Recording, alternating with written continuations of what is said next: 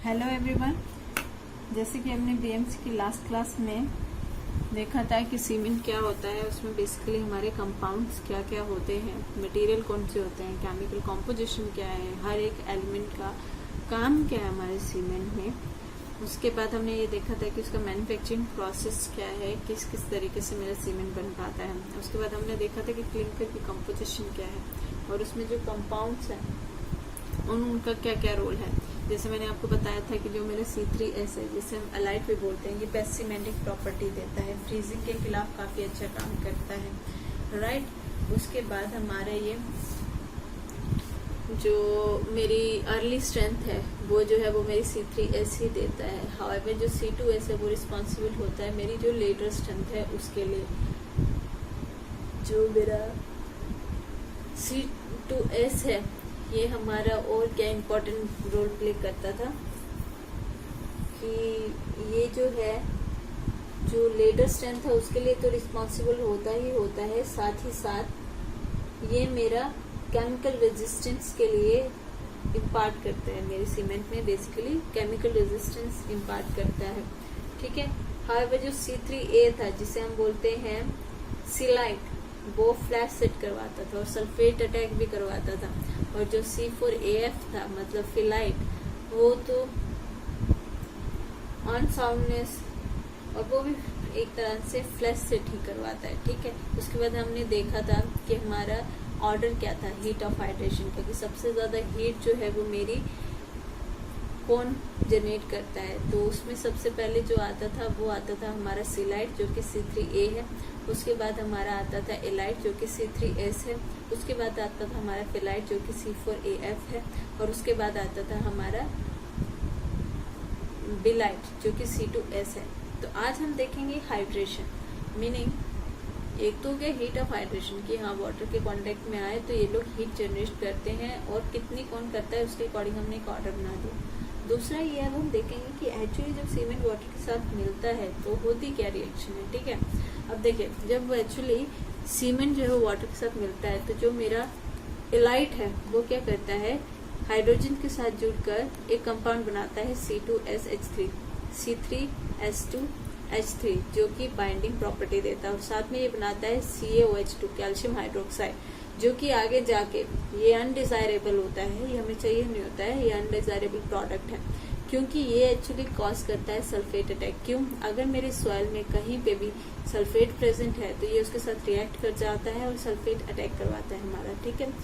जो C2S है ये वाटर के साथ रिएक्ट करके मेरी जेल बनाता है, CSH की कार्बन चेन एक तरीके से बनाता है, इसीलिए ये बेटर प्रोडक्ट देता है। इसीलिए ये जो मेरी आप बोल सकते हैं कि 1 ईयर या फिर जो लेटर स्ट्रेंथ है वो ये देता है, ठीक है। अब ये हो गया कि ये कंपाउंड्स बनते हैं। अब हाइड्रेशन जो है कितनी जल्दी होगी, रेट ऑफ रिएक्शन जो है वो डिपेंड करती है बेसिकली 3 पार्ट पे। इंग्रेडिएंट मेरे कैसे हैं, फाइनेंस कितनी है और टेम्परेचर कितना है।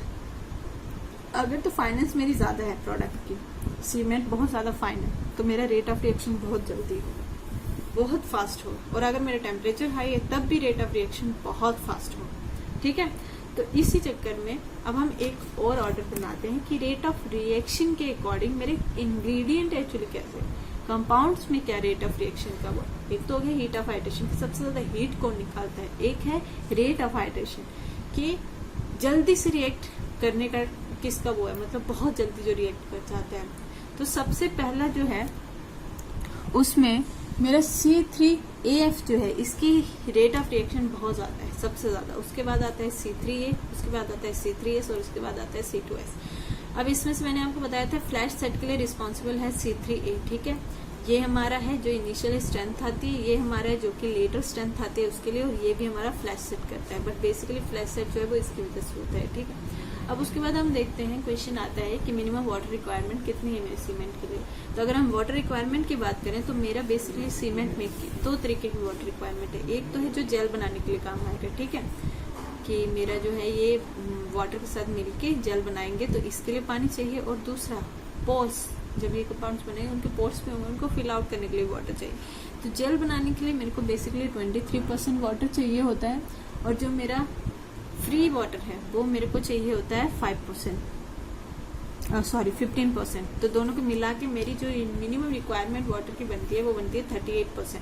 मतलब जितना भी अपने सीमेंट लिया उसका 38% तो वाटर चाहिए ही चाहिए, तब जाके उसकी हाइड्रेशन शुरू होगी। तो इसीलिए ये क्वेश्चन आता है कि मेरे को कितना चाहिए। अब ये याद रखिए, इसमें सिर्फ अगर जेल बनाने के लिए बोले तो वो 23% है, लेकिन अगर वाटर फ्री ओवरऑल रिक्वायरमेंट बोले तो वो 38% है। तो इसीलिए हमेशा मेरी जो वाटर सीमेंट रेशियो है वो 0.38 से कम नहीं हो सकती।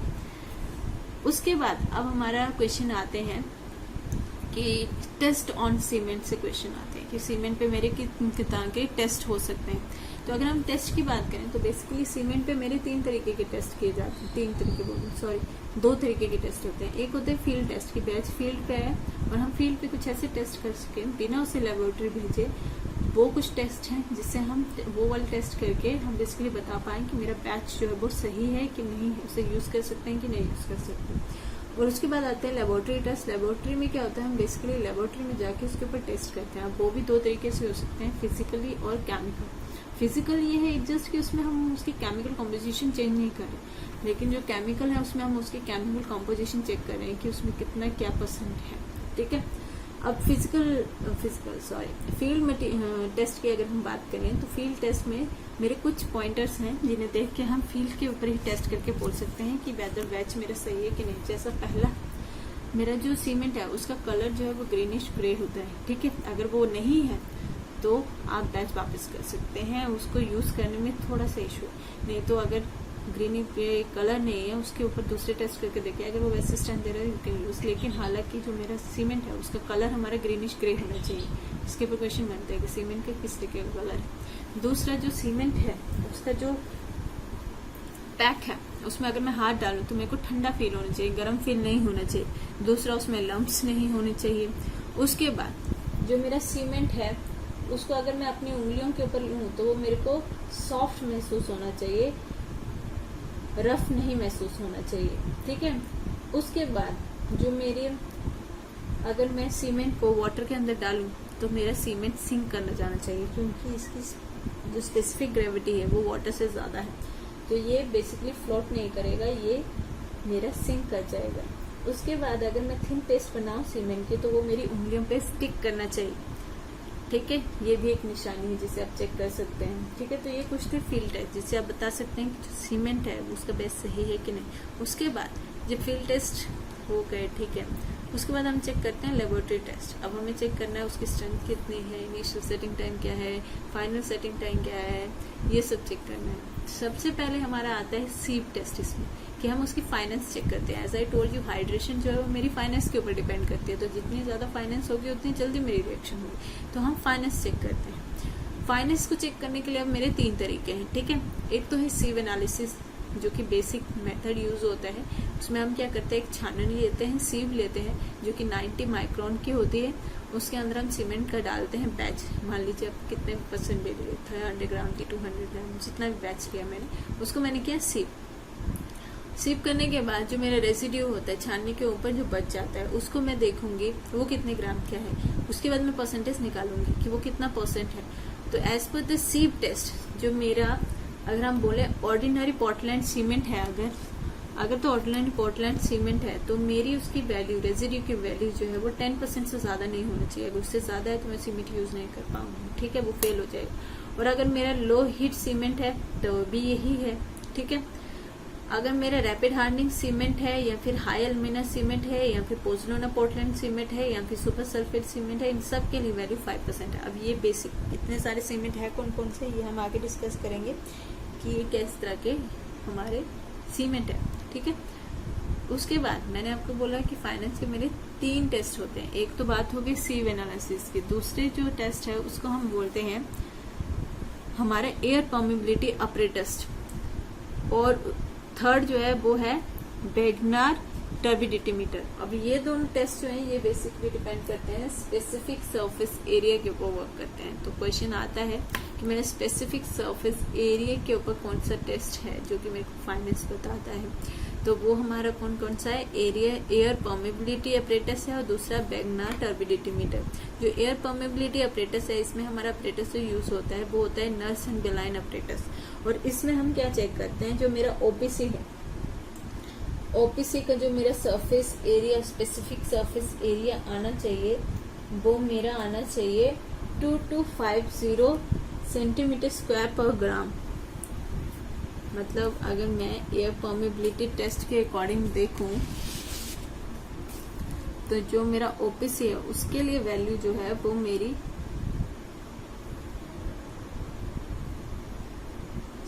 इससे ज्यादा आना चाहिए, 2250 सेंटीमीटर स्क्वायर पर ग्राम। मतलब पर ग्राम मेरा इतना सरफेस स्पेसिफिक एरिया होना चाहिए। अगर इससे कम है ओपीसी के केस में तो मैं वो यूज नहीं कर सकती।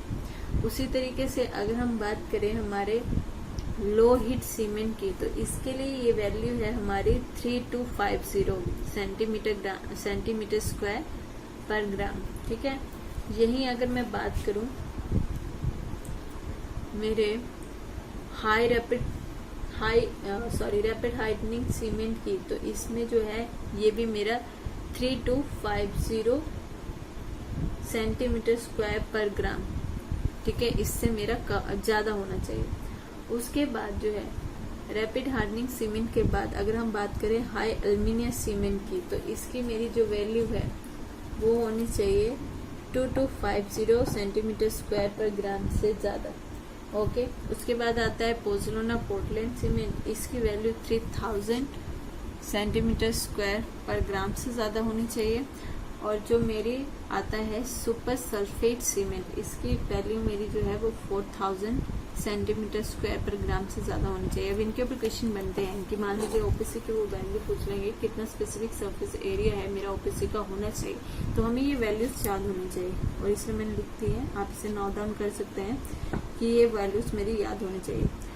ठीक है, सीव मैंने आपको बताई है कि 90 माइक्रोन सीव जो है वो यूज होती है। इसके ऊपर क्वेश्चन बनते हैं। ठीक है, कौन सी सीव यूज होती है, और इसे नंबर 9 सीव भी बोलते हैं। ठीक है, स्पेसिफिक सरफेस एरिया की मैंने वैल्यू दे दी है, वो ऐसे पूछ लेंगे ओपीसी के लिए या पीपीसी के लिए वैल्यू पूछ लेते हैं, तो आपको ये पता होना चाहिए। ठीक है, एयर परमेबिलिटी ऑपरेटर्स में तो मैंने आपको बोल दिया, जो ऑपरेटर्स यूज होता है वो होता है नर्स एंड लाइन ऑपरेटर्स, और इसके ऊपर क्वेश्चन भी आते हैं।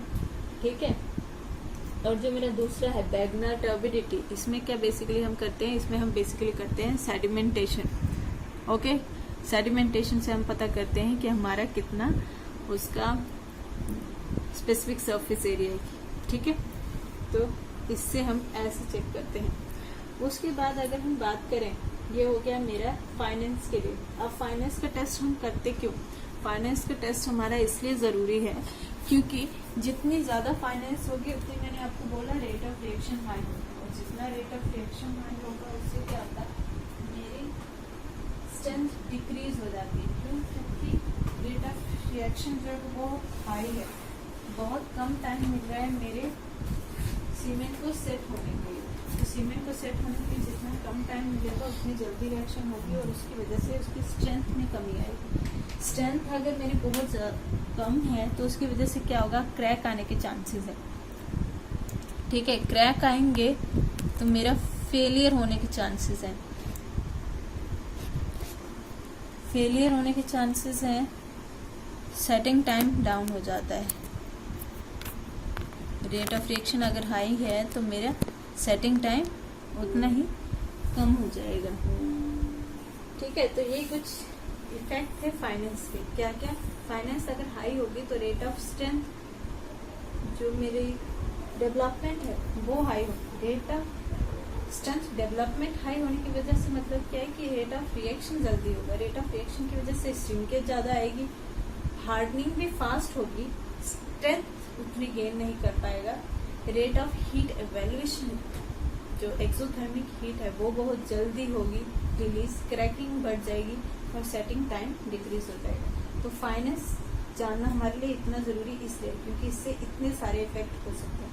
उसके बाद नेक्स्ट टेस्ट आता है हमारा consistency test. Consistency test basically हम इसलिए करते हैं ताकि हमारा इनिशियल और फाइनल टेस्ट है जब वो हम करेंगे, इनिशियल सेटिंग टाइम निकालना है या फाइनल सेटिंग टाइम निकालना है, उसमें कितना वाटर यूज होना है वो हमें पता चल सके। वो हमें एक कंसिस्टेंसी टेस्ट से पता चल जाता है कि कितना मेरा वाटर डालने पे मेरे बेसिकली एक ऐसा पेस्ट बन रहा है जिससे मेरी 5 to mm, मतलब उस पेस्ट में से अगर मैं एक स्पेसिफिक अपरेटस है जो कि मेरा दिया था, जो स्पेसिफिक अपरेटस है जो कि मेरा इसके लिए यूज होता है, वो होता है प्लंजर। कंसिस्टेंसी टेस्ट क्या बोलता है कि मेरे को वो वाटर की वो क्वांटिटी फाउंड आउट करनी है सीमेंट में। बेसिकली इस टेस्ट में हम क्या करते हैं कि सीमेंट लेते हैं कुछ बैच, उसमें पानी डाल के देखते हैं और उस पे एक अपरेटस है प्लंजर, बिकेट अपरेटस का ही अपरेटस है प्लंजर, वो हम यूज करते हैं, उसको ड्रॉप करके देखते हैं और मेरे को वो क्वांटिटी वाटर की फाइंड आउट करनी है जब मेरा ये प्लंजर जो है वो बेस से 5 to 7 mm की मेरे पास रीडिंग दे दे। बेसिकली होता है क्या है कि बिकेट अपरेटस है, उसमें हम क्या करते हैं पेस्ट बनाते हैं और उसको हम इस अपरेटस में डालते हैं और ऊपर से हम क्या करते हैं प्लंजर गिराते हैं। और प्लंजर अगर ये मेरा नीचे आके नीचे से डेप्थ जो है वो 5 to 7 mm की रीडिंग दे रहा है, ये रीडिंग मेरे को देखना है कि इस रीडिंग के ऊपर मेरा इसमें पानी कितना है, इस सीमेंट बैच में मैंने कितना पानी डाला था। ये मेरे को बताता है कि कंसिस्टेंसी टेस्ट जो है, कंसिस्टेंसी मेरी कितनी है, ठीक है, कितना मेरे को पानी डालना है। आगे मेरी जो टेस्ट है फाइनल सेटिंग टाइम और इनिशियल सेटिंग टाइम, उसमें मेरे को कितना पानी लगेगा, ये आइडिया मेरे को यहाँ से, ठीक है। अब बिकेट अपरेटस क्या है, बेसिकली इससे क्वेश्चन भी आते हैं। बिकेट अपरेटस जो है, इन्होंने हमें 3 तरीके के अपरेटस दिए थे। कौन कौन से? एक तो जो कि कंसिस्टेंसी टेस्ट के लिए यूज हो रहा है, जो कि होता है 10 mm प्लंजर। सेकेंड जो है वो मेरा होता है 1 mm स्क्वायर नीडल। और थर्ड जो यूज होता है वो होता है कॉलर, जो कि होता है 5 mm एनुलर कॉलर, ठीक है। इन तीनों ऑपरेटर्स का अलग अलग काम है। जो 10 mm प्लंजर यूज होता है वो कंसिस्टेंसी टेस्ट निकालने का काम आता है। जो 1 mm स्क्वायर नीडल जो होती है ये यूज होती है इनिशियल सेटिंग टाइम निकालने के लिए। और ये जो मेरा है कॉलर 5 mm एनुलर, ये मेरे यूज होता है फाइनल सेटिंग टाइम निकालने के लिए। अब ये मेरे इंपॉर्टेंट क्यों है? इनिशियल कंसिस्टेंसी टेस्ट मैंने आपको बता दिया, ये इसलिए इम्पोर्टेंट है कि हमें जब मैं फाइनल इनिशियल सेटिंग टाइम करूंगी या फिर फाइनल सेटिंग टाइम करूंगी तो उनमें कितना पानी डालना है ये मुझे पता चलता है। तो ये टेस्ट बेसिकली किया जाता है क्वांटिटी ऑफ मिक्सिंग वाटर को जानने के लिए, ठीक है। और नॉर्मल कंसिस्टेंसी हम बोलते कैसे हैं, वो कंसिस्टेंसी या वो परसेंटेज ऑफ वाटर जब मेरा जो है विस्कोसिटी और यू कैन सी कि मेरे पेस्ट की इतनी कंसिस्टेंसी है कि उसमें मैंने जो वाटर डाला है उसकी वजह से मेरा जो प्लंजर है वो मेरे को 5 to 7 mm की रीडिंग दे पा रहा है नीचे से, ठीक है। उस परसेंटेज को हम बोलते हैं, उस परसेंटेज ऑफ वाटर को हम बोलते हैं, ये इसकी नॉर्मल कंसिस्टेंसी वाटर, ठीक है। अब जब हमें कंसिस्टेंसी टेस्ट पता चल जाता है, कंसिस्टेंसी से हमारे पास एक वैल्यू आ जाती है, उसके बाद हम करते हैं सेटिंग टेस्ट। सेटिंग टेस्ट में बेसिकली हम क्या चेक करते हैं, हमारा इनिशियल सेटिंग टाइम कितना जाने वाला है और फाइनल सेटिंग टाइम कितना जाने वाला है। इनिशियल सेटिंग टाइम में फिर हम क्या करते हैं कि जो भी मेरा कंसिस्टेंसी से वाटर निकला है उसका हम 0.85% ही पानी डालते हैं। अब इसके ऊपर क्वेश्चन बनता है कि बताइए जब हम इनिशियल सेटिंग टाइम करते हैं तो हम कितना पानी डालते हैं। तो हम क्या करते हैं, जो भी मेरी वैल्यू आई है कंसिस्टेंसी टेस्ट से उसका हम सिर्फ 85% ही इसमें पानी डालते हैं और चेक करते हैं कि 1 mm स्क्वायर नीडल को उस पर ड्रॉप करके कि वो भी 5 to 7 mm की वैल्यू दे रही है। जब तक वो 5 to 7 mm की वैल्यू नहीं देती है तब तक हम क्या करते हैं, उसको वेट करते हैं, ठीक है। और ये हमारा एक्चुअली क्यों यूज होता है, ये इसलिए यूज होता है, ये चेक करने के लिए इनिशियल सेटिंग टाइम क्यों निकाला जाता है। ये इसलिए निकाला जाता है ताकि मुझे ये पता चल जाए कि वो टाइम क्या है, short period of time period क्या है जब तक मेरा सीमेंट जो है प्लास्टिक है, मतलब वो हार्डन होना भी शुरू नहीं हुआ है। और इसमें मैं क्या कर सकती हूँ, रीमिक्सिंग कर सकती हूँ पेस्ट की इस पीरियड के टाइम, मतलब इस पीरियड में अभी हार्डनिंग होना सीमेंट की शुरू नहीं हुई, इसलिए मेरे को इनिशियल सेटिंग टाइम पता होना चाहिए, ठीक है। क्योंकि कभी कभी होता है रेडी मिक्स प्लांट से भी सीमेंट हमारा आता है साइड पे, साइड कहीं पे दूर होती है, तो मेरे को एक मिनिमम टाइम रेंज पता चल जाती है कि मेरा सीमेंट जो है इतने टाइम तक सेट नहीं करेगा। तो उतने टाइम के अंदर अंदर अगर मेरा रेडी मिक्स प्लांट जो है वहां से कॉन्क्रीट या फिर सीमेंट जो है वो पहुंच जाए, तो क्या होता है हमारे जो स्ट्रक्चर है उसका हमें पता चल जाता है। हार्डनिंग हो गया तो उसके बाद तो हमें पता नहीं चलेगा ना, मेरे किस काम का नहीं रहेगी कुछ चीज, तो हमें ये पता चल जाए कितनी जल्दी हमें उसको ट्रांसपोर्ट करना है, ये बहुत जरूरी है। और कि कुछ भी मिक्स करना है तो हम उससे पहले पहले कर लेंगे, ठीक है। उसके बाद इसकी वैल्यू कितनी होती है, अगर हम ऑर्डिनरी पोर्टलैंड सीमेंट की बात करें तो उसके लिए इसकी वैल्यू आती है 30 मिनट, और अगर हम लो हीट सीमेंट की बात करें तो उसके लिए वैल्यू आती है 1 आवर। मतलब ऑर्डिनरी अगर सीमेंट है तो उसमें सिर्फ हमारे पास 30 मिनट है जिसमें हम रीमिक्सिंग या प्लेसिंग या सब कुछ कर सकते हैं, क्योंकि 30 मिनट से बाद मेरा सीमेंट सेट होना शुरू हो जाएगा। हाउएवर जो लो हीट सीमेंट है उसमें हम क्या करते हैं, उसमें हमारा सीमेंट के पास 1 आवर है, 1 आवर का इनिशियल सेटिंग टाइम है, उसमें हमारे पास 1 आवर है जिसमें हम रीमिक्सिंग प्लेसिंग सब कुछ कर सकते हैं। कुछ भी चेंजेस करनी है कर लीजिए, क्योंकि 1 आवर के बाद वो हार्डन होना शुरू हो जाएगा, ठीक है। ये था इनिशियल सेटिंग टाइम। उसके बाद अगर हम बात करें हमारे final setting time, final setting time हमारे लिए क्यों जरूरी है, तो फाइनल सेटिंग टाइम हम इसलिए निकालते हैं, फाइनल सेटिंग टाइम हमें आइडिया देता है कि मेरा जो शटरिंग है वो कब तक मैं खोल सकती हूँ, क्योंकि आपको पता होगा जब स्ट्रक्चर बनता है हम शटरिंग का यूज करते हैं। अब एक मिनिमम पीरियड ऑफ टाइम तो होगा ना कि जिसके बाद मैं शटरिंग को खोल के उसे रीयूज कर सकूं, तो वो जो मिनिमम टाइम है वो हमें पता चलता है फाइनल सेटिंग टाइम से, ठीक है। तो फाइनल सेटिंग टाइम के लिए हम बेसिकली क्या यूज करते हैं, इसके लिए विकट ने थर्ड अपरेटस दे रखा है जिसे हमने बोला था 5 mm एनुलर कॉलर। उसमें हम क्या करते हैं, इसमें भी हम जब पानी बनाते हैं इस सीमेंट टेस्ट करने के लिए, वो भी हम क्या करते हैं, कंसिस्टेंसी टेस्ट से जितना मेरे को पानी मिला है उसका सिर्फ 85% ही पानी हम इसमें डालते हैं और एक पेस्ट तैयार करते हैं, उसको बिकट अपरेटस में रखते हैं और उस पर 5 mm का एनुलर कॉलर जो है वो ड्रॉप करते हैं और देखते हैं कि कब मेरा जो है वो इम्प्रेशन उसके ऊपर छोड़ रहा है। मतलब अगर मैं उसी सीमेंट के ऊपर अभी अगर नीडल डालूं तो नीडल तो चली जाएगी अंदर, लेकिन जो एनुलर कॉलर है वो मेरा सिर्फ इम्प्रेशन दे पाएगा।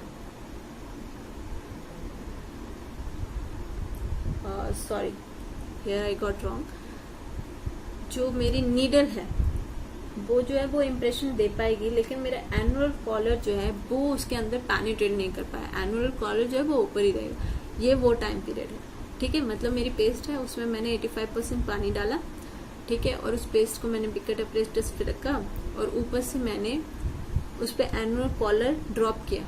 अगर मेरे एनुलर कॉलर की उसके ऊपर शेप नहीं बन रही है तब जाके वो जो टाइम होगा उसको हम बोलेंगे कि वो हमारा फाइनल सेटिंग टाइम है, ठीक है। जब तक वो उसके ऊपर इम्प्रेशन बना रहा है तब तक हम उसे छेड़ेंगे नहीं, तब तक हम टेस्ट करते रहेंगे, ठीक है। जब वो इम्प्रेशन बनाना उस पर छोड़ दे तब हम उसे बोले फाइनल सेटिंग टाइम। अब जो ये फाइनल सेटिंग टाइम है जो ओपीसी सीमेंट है उसके लिए ये आ जाता है 10 आवर, ठीक है। मतलब 10 आवर से ज्यादा ही होना चाहिए मेरा ओपीसी, उससे कम नहीं होना चाहिए, ठीक है। अब उसके बाद जो नेक्स्ट टेस्ट होता है मेरे सीमेंट का वो होता है मेरा साउंडनेस टेस्ट। अब साउंडनेस टेस्ट हम क्यों करते हैं, साउंडनेस टेस्ट हम बेसिकली इसलिए करते हैं ताकि हमें पता चल जाए कि अगर मेरा सीमेंट कल को पानी के कांटेक्ट में आता है तो वो कितना वॉल्यूम चेंज करेगा, या फिर कोई और ऐसी इन्वायरमेंटल कंडीशन आती है जिसकी वजह से मेरा वॉल्यूम चेंज हो सकता है। तो मुझे ये देखना है कि सीमेंट एक्चुअली बेसिकली हमारा कितना वॉल्यूम चेंज कर रहा है, और इसके लिए जो मेरा अपरेटस यूज होता है वो होता है ली चैटल मेथड, ठीक है। ये क्वेश्चन पूछ लिया जाता है कि जो मेरा फाइनल टेस्ट है, इनिशियल सेटिंग टाइम टेस्ट है और कंसिस्टेंसी टेस्ट है, उसको करने के लिए कौन सा हमारे पास यूज होता है अपरेटस, और जो मेरा साउंडनेस टेस्ट है उसको करने के लिए मेरा कौन सा अप्रेटिस यूज होता है, तो ये याद रखिएगा, ठीक है। अब उसके बाद ये तो मैंने आपको बता दी, ये टेस्ट इसलिए किया जाता है क्योंकि हमें वॉल्यूम चेंज देखना होता है हमारे सीमेंट के आफ्टर सेटिंग। और ये जो साउंडनेस टेस्ट है या फिर अनसाउंड से बोल जो वॉल्यूम चेंज है, ये एक्चुअली बेसिकली होती किसकी वजह से, तो ये होता है फ्री लाइम अगर मेरा प्रेजेंट है वो अनसाउंडनेस कॉज करता है, मैग्नीशिया अगर प्रेजेंट है वो अनसाउंडनेस कॉज करता है, और अगर सल्फर प्रेजेंट है वो भी अनसाउंडनेस कॉज करता है, ठीक है। अनसाउंडनेस का मीनिंग क्या हुआ कि मेरी वॉल्यूम चेंज इतनी ज्यादा हो रही है, अगर वॉल्यूम चेंज ज्यादा हुई, अगर मेरा अनसाउंडनेस है सीमेंट मतलब उसमें वॉल्यूम चेंज बहुत ज्यादा होने वाली है, वॉल्यूम चेंज हुई तो वॉल्यूम चेंज होने से वो क्या सकता है, क्रैक आ सकते हैं, क्रैक आए तो वो आगे किसको लीड करेंगे, डिस्टॉर्शन को, डिस्टॉर्शन अगर आए उसके बाद वो क्या है, डिसइंटीग्रेशन आएगा, फेलियर होगा मेरा, क्योंकि मेरे स्ट्रक्चर में क्या है, मेरे को हमेशा ये है कि क्रैक फ्री स्ट्रक्चर होना चाहिए, क्योंकि जैसे क्रैक आए वहीं समझ लीजिए कि उसका फेलियर शुरू हो गया, ठीक है। तो ली चैटल मेथड में हम बेसिकली करते क्या है, मान लीजिए एक सैंपल लेते हैं, ठीक है, सैंपल लिया, उसको हमने क्या किया, उसको हमने इसके अंदर हमने वाटर डाला, और इसमें वाटर हम कितना डालते हैं, 0.78% ऑफ पी, मतलब जितना कंसिस्टेंसी में टेस्ट आता है उसका सिर्फ 78% ही हम वाटर डालते हैं। 78% वाटर डालने के बाद मान लीजिए सीमेंट है, उसमें हमने 78% वाटर डाला, और इसको हम क्या करते हैं 24 आवर के लिए 27 to 32 डिग्री सेल्सियस के ऊपर रखते हैं, और उसके बाद हम इसकी रीडिंग नोट करते हैं। रीडिंग कैसे, इसका अगर आप अप्रेटिस देखें तो इसका अप्रेटिस बेसिकली होता कैसा है,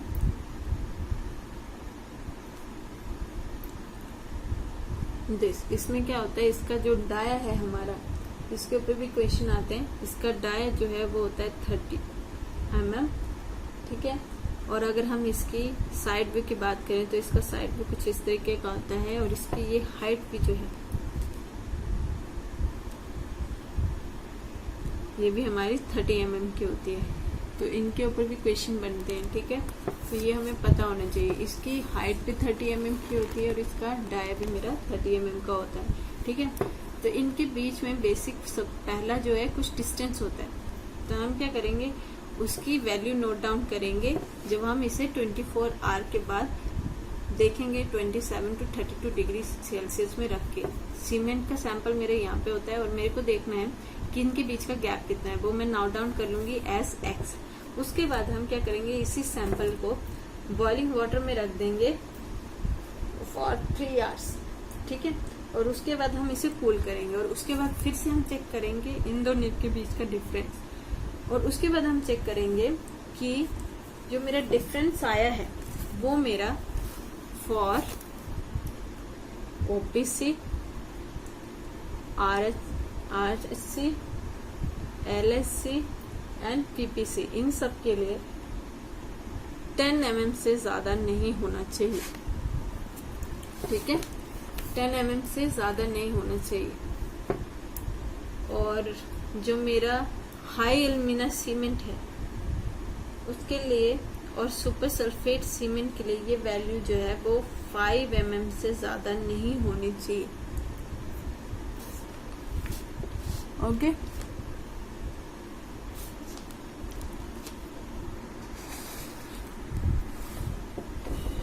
तो इनकी वैल्यू पूछ ली जाती है हमसे बेसिकली कि मेरी जो है सीमेंट की वैल्यू अनसाउंडनेस की ओपीसी के लिए कितनी होती है, तो उसके लिए लिमिट है 10 mm से ज्यादा नहीं होनी चाहिए। रैपिड हार्डनिंग सीमेंट के लिए कितनी है, वो भी 10 mm से ज्यादा नहीं होनी चाहिए। लो हीट सीमेंट के लिए कितनी है, वो भी 10 mm से ज्यादा नहीं होनी चाहिए। पोर्टलैंड पोजुलोना पोर्टलैंड सीमेंट से वो भी 10 mm से ज्यादा नहीं होनी चाहिए। हाई एल्यूमिना सीमेंट जो है उसके केस में ये 5 mm से ज्यादा नहीं होनी चाहिए, और सुपर सल्फेट सीमेंट है इसकी केस में भी ये 5 mm से ज्यादा नहीं होनी चाहिए। अब साउंडनेस टेस्ट से क्वेश्चन बनते कहाँ से, एक तो ये पूछ लेगा कि अपरेटस कौन सा यूज होता है, तो वो होता है लीचेटल अपरेटस। पानी कितना डालते हैं, तो 78% डालते हैं ओनली, बल्कि इनिशियल और फाइनल सेटिंग टाइम में हम 85% पानी डालते थे।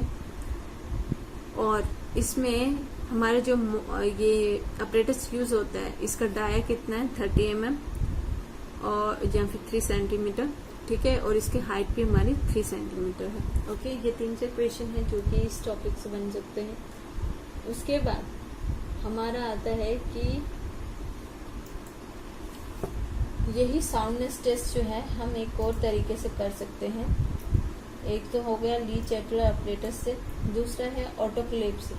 ये भी टेस्ट जो है वो अनसाउंडनेस चेक करने के लिए ही काम आता है, और ये तब किया जाता है जब मेरा जो अनसाउंडनेस है, जब सीमेंट में मेरा मैग्नीशिया का कंटेंट जो है वो 3% से ज्यादा है, ठीक है। जब मेरा बेसिकली मैग्नीशिया का कंटेंट मेरा 3% से ज्यादा है, तब हम कौन सा टेस्ट करते हैं? Autoclave test. तो अनसाउंडनेस निकालने के मेरे 2 टेस्ट हैं। एक तो मैंने आपको बता दी ली चैटलर ऑपरेटर टेस्ट है, दूसरा है हमारा ऑटोक्लेव टेस्ट। ये क्वेश्चन आता है कि अगर लाइन के लिए टेस्ट हो तो हम कौन सा करते हैं? ली चैटलर। और अगर मेरा मैग्नीशिया ज्यादा हो तो कौन सा टेस्ट करते हैं? तो तब हम करते हैं ऑटोक्लेव टेस्ट।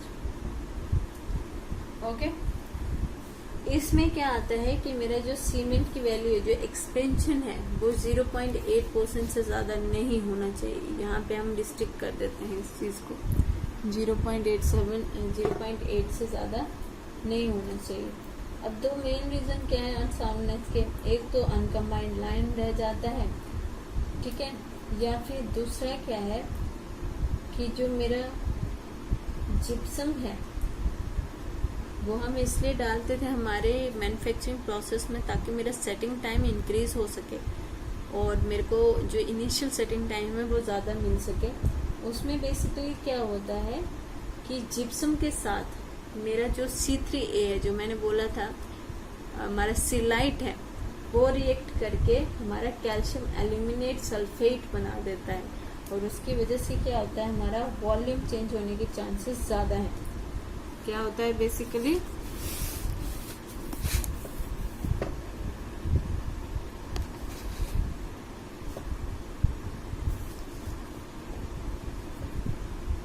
ये जिप्सम है जो कि हम ऐड करते हैं मैन्युफैक्चरिंग के टाइम, जिसका फॉर्मूला होता है CaSO4 वाटर। इसके साथ जो है वो मेरा C3A मिलके बना देता है मेरा कैल्शियम एल्यूमिनेट सल्फेट, ठीक है, जो कि मेरा बेसिकली वॉल्यूम चेंज करता है, तो जिसकी वजह से अनसाउंडनेस आती है, ठीक है। उसके बाद है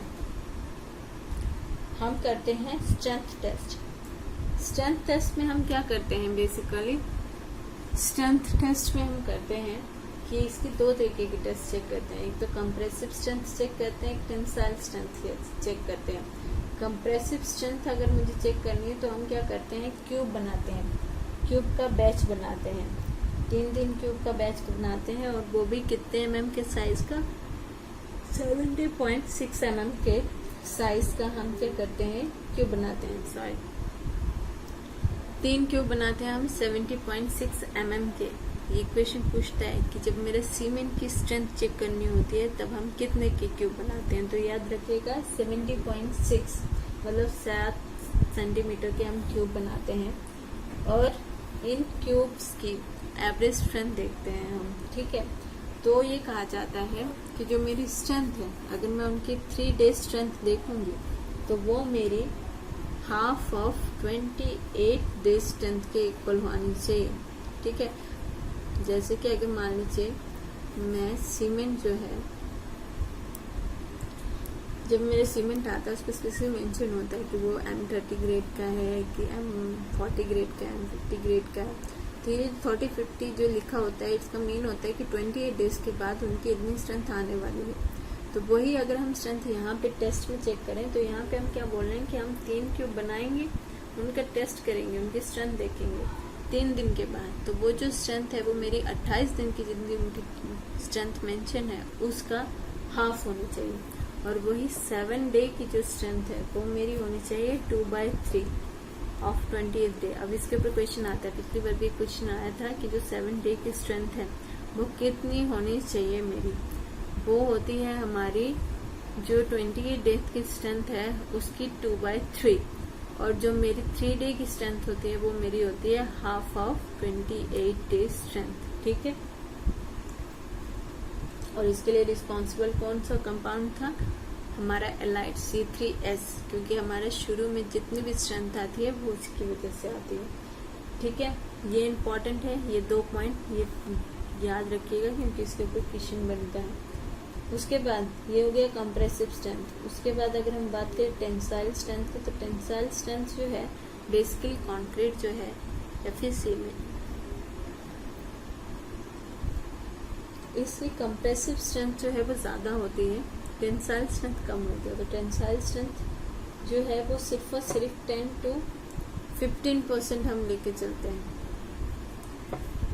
कंप्रेसिव स्ट्रेंथ से। ठीक है,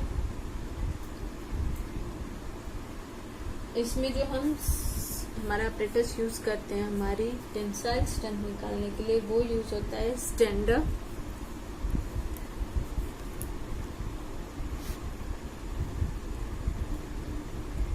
वर्कवेट टेस्ट या फिर मोल्ड। ये क्वेश्चन पूछा जाता है कि मेरा टेंसाइल स्ट्रेंथ निकालने के लिए कौन सा मोल्ड यूज होता है, तो वो हम यूज करते हैं स्टैंडर्ड वर्कवेट मोल्ड। ठीक है, ये याद रखिएगा। अब इसमें बेसिकली हम क्या करते हैं, 6 वर्कवेट बनाते हैं और उनकी एवरेज टेंसाइल स्ट्रेंथ देखते हैं। ठीक है, एवरेज टेंसाइल स्ट्रेंथ क्या बोलती है कि ओपीसी अगर मेरे सीमेंट है तो मेरी 3 डे की जो टेंसाइल स्ट्रेंथ है वो 2 न्यूटन पर mm² से कम नहीं होनी चाहिए। ठीक है, आई होप आप लोग नोट्स बना रहे होंगे, साथ साथ पेन पेपर लेके बैठिए और जो मैं पॉइंट बोल रही हूँ वो लिखते जाइए। ठीक है, तो जो 6 वर्कवेट्स हैं वो बनाते हैं हम, और उनके एवरेज टेंसाइल टेस्ट जब चेक करते हैं तो open Portland ordinary Portland cement के लिए जो है मेरा वो 3 डेज की स्ट्रेंथ जो है वो 2 न्यूटन पर mm² से कम नहीं होनी चाहिए। एक तो हो गया कि जो टेंसाइल स्ट्रेंथ है वो मेरी 10 to 15% ही होती है सिर्फ मेरी कंप्रेसिव स्ट्रेंथ की, तो लेकिन जो मिनिमम टेंसाइल स्ट्रेंथ है मेरी सीमेंट की वो है कि ओपीसी के लिए ये 2 न्यूटन पर mm² है। ठीक है, वो भी 3 डेज की, और 7 डेज की ये 2.5 न्यूटन पर mm² है। ओके, ये हो गया स्ट्रेंथ। उसके बाद हम देखते हैं हीट ऑफ हाइड्रेशन टेस्ट करते हैं। हीट ऑफ हाइड्रेशन टेस्ट में हम बेसिकली करते क्या हैं, इसमें हम देखते हैं मास कॉन्क्रीटिंग के लिए यूज होता है। देखिए, हीट ऑफ हाइड्रेशन टेस्ट करना क्यों जरूरी है, हीट ऑफ हाइड्रेशन में हमें क्या पता चलेगा कि मेरी एक्चुअली हीट कितनी इवॉल्व हो रही है ड्यूरिंग रिएक्शन। तो अगर कोई बहुत मेजर प्रोजेक्ट है, बड़े बड़े प्रोजेक्ट है, बहुत बड़े बड़े प्रोजेक्ट हैं, तो उसमें क्या होता है हमारी इतनी भी हीट नहीं होनी चाहिए कि मेरा जो स्ट्रक्चर है वही बर्न आउट हो जाए। मुझे इन चीज़ों का, क्योंकि जितनी ज़्यादा हीट होगी उतना क्रैक्स आने के चांसेस इंक्रीज हो जाते हैं, और अगर मेरा हैवी स्ट्रक्चर है उसमें क्रैक्स आते हैं तो मुश्किल है। मान लीजिए डैम है, उसमें स्टार्टिंग में ही क्रैक आ गया तो मेरे फेल होने के चांसेस इंक्रीज हो जाते हैं। तो इसलिए हम सबसे पहले ये भी चेक कर लेते हैं कि मेरा हीट ऑफ हाइड्रेशन क्या है। ठीक है, हाउएवर हीट ऑफ हाइड्रेशन में हम इतना ध्यान रख सकते हैं कि जो मेरा उसके लिए अपरेटस यूज होता है वो कौन सा यूज होता है, तो ये हम यूज करते हैं कैलोरीमीटर। अब बेसिकली करना क्या होता है, हमें एनर्जी मेजर करनी है ना। हीट ऑफ हाइड्रेशन जो वाटर के साथ प्रेजेंट में आता है तो वो कितनी हीट इवॉल्व कर रहे हैं, और इसको हम चेक कर सकते हैं by using the apparatus calorimeter. ठीक है, उसके बाद हमारा एक और टेस्ट होता है सीमेंट के ऊपर, वो होता है specific gravity test. Specific gravity test में हम कौन सा अपरेटस यूज करते हैं, ली चैटल अपरेटस। याद रखिएगा क्योंकि इसके ऊपर क्वेश्चन बन सकता है कि मेरे स्पेसिफिक ग्रेविटी जो है उसको निकालने के लिए हम कौन सा अपरेटस यूज करते हैं सीमेंट का, तो उसको निकालने के लिए ली चैटल अपरेटस ही यूज होता है। सेम जो हमारा साउंडनेस है उसके लिए हमारा जो अपरेटस होता था यूज, वो भी ली चैटल ने ही दिया था। ठीक है, तो स्पेसिफिक ग्रेविटी में बेसिकली हम करते क्या हैं कि हम ये चेक करते हैं कि मेरा वो वाटर से कितना हैवी है। अब सीमेंट है तो सीमेंट के स्पेसिफिक ग्रेविटी निकालने के लिए हम लोग केरोसिन का यूज़ करते हैं, वाटर का यूज़ नहीं करते हैं। और जो मेरी स्पेसिफिक ग्रेविटी आती है सीमेंट की वो है 3.15। एज यू कैन सी इसकी वैल्यू जो है वो वाटर से ज़्यादा है तो ये सिंक कर जाएगा। उसके बाद ये थे मेरे फिजिकल टेस्ट ओवरऑल। कौन कौन से फिजिकल टेस्ट हो गए हमारे? एक तो फाइनेंस देख ली हमने। फाइनेंस के 3 प्रोसेसेस हैं, 3 तरीके से हम निकाल सकते हैं। सीब है मेरे पास, एयर परमेबिलिटी है एंड बैगना टर्बिडिटी मीटर है। उसके बाद हमने देखा कंसिस्टेंसी टेस्ट, जो कि हमें ये बताती है कि मेरा नॉर्मल कंसिस्टेंसी के लिए वाटर कितना चाहिए। उसमें भी हमने पढ़ा कि 3 तरीके के ऑपरेटर्स हैं बिकट ने जो दिए हैं। एक तो उन्होंने दिया है हमारे पास प्लंजर जो कि 10 mm का है। उसके बाद उन्होंने दी है स्क्वायर नीडल जो कि 1 mm स्क्वायर की है। उसके बाद उन्होंने दिया है एक एनुअल कॉलर जो कि 5 mm है। और तीनों का अलग अलग काम है। जो मेरा प्लंजर है वो हमारी हेल्प करता है कंसिस्टेंसी निकालने में, जो हमारा स्क्वायर नीडल है वो हमारी हेल्प करता है इनिशियल सेटिंग टाइम निकालने में, और जो मेरा एनुअल कॉलर है वो मेरी हेल्प करेगा फाइनल सेटिंग टाइम निकालने में। सबकी वैल्यू मैंने आपको मेंशन कर दी थी, उसके ऊपर क्वेश्चन बन सकता है, वो आपको याद रखनी है। उसके बाद हमने पढ़ा कि हमारा इनिशियल फाइनल सेट टाइम हो गया। उसके बाद हमने पढ़ा था कि स्पेसिफिक ग्रेविटी भी जो है ये भी एक टेस्ट है, मेरा फिजिकल टेस्ट है जो कि हम करते हैं ये फाइंड आउट करने के लिए कि मेरा वाटर जो है जो मेरा सीमेंट है वो कितना ही हैवी है वाटर के साथ। ठीक है, ये हमने किया। उसके बाद हमने इसकी स्ट्रेंथ टेस्ट भी की जिसमें कंप्रेसिव स्ट्रेंथ था एंड द टेंसाइल स्ट्रेंथ था। ठीक है, कंप्रेसिव स्ट्रेंथ के लिए हमने क्या किया था, क्यूब बनाए थे बेसिकली, और हम ये चेक करते हैं कि जो मेरी 3 डे की स्ट्रेंथ है वो मेरी हाफ ऑफ 7 डेज होनी चाहिए, और जो मेरी 7 डे की स्ट्रेंथ है वो मेरी 2/3 ऑफ 28 डेज स्ट्रेंथ होनी चाहिए। ठीक है, और जो मेरी टेंसाइल स्ट्रेंथ है उसके लिए हमारा एक स्टैंडर्ड ऑपरेटर्स यूज होता है जिसका नाम है स्टैंडर्ड बिक्वेट मोल्ड। ठीक है, और उसके बाद हमने साउंडनेस टेस्ट भी चेक किया था। साउंडनेस टेस्ट के लिए हमारा ऑपरेटर्स यूज होता है लीच एटल ऑपरेटर्स। ठीक है, और यही अगर मेरे को मैग्नीशिया के लिए निकालना हो, मैग्नीशिया की वजह से अनसाउंडनेस है, तो तब हम करते हैं ऑटोक्लेव। उसके बाद हम आते हैं हमारे केमिकल टेस्ट पे। केमिकल टेस्ट है एक्चुअली आज तक क्वेश्चन बहुत कम पूछे गए हैं, बहुत रेयर है कि क्वेश्चन पूछे गए हो। ठीक है, इसमें बेसिकली हम करते हैं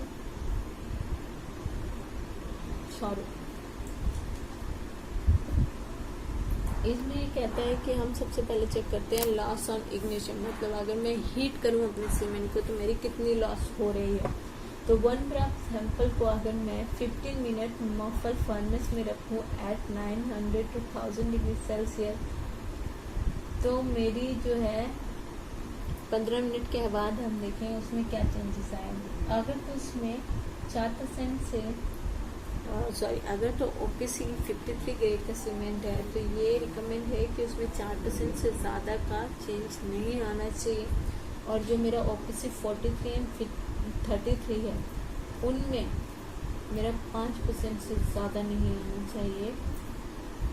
ये याद रखने वाली चीज़ है, इसके ऊपर क्वेश्चन बन सकता है। उसके बाद हमारा है केमिकल कॉम्पोजिशन, जो कि केमिकल कॉम्पोजिशन की अगर हम बात करें तो हम यहाँ पे चेक करेंगे मेरे बेसिकली जितने भी एलिमेंट प्रेजेंट है और उन दोनों की रेशियो निकाल के देखेंगे कि वो स्टैंडर्ड के अकॉर्डिंग है कि नहीं एप्लीकेबल। जैसे कि केमिकल कॉम्पोजिशन मेरी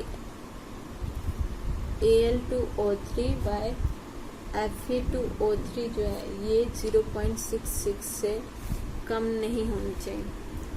ठीक है, और उसके बाद कुछ फॉर्मूलेज हैं इसके।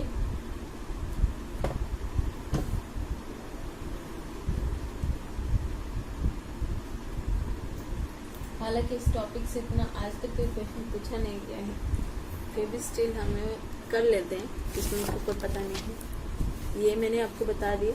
और दूसरा जो फॉर्मूला है वो है कि LSF ये मेरा होना चाहिए CaO - 0.7 SO3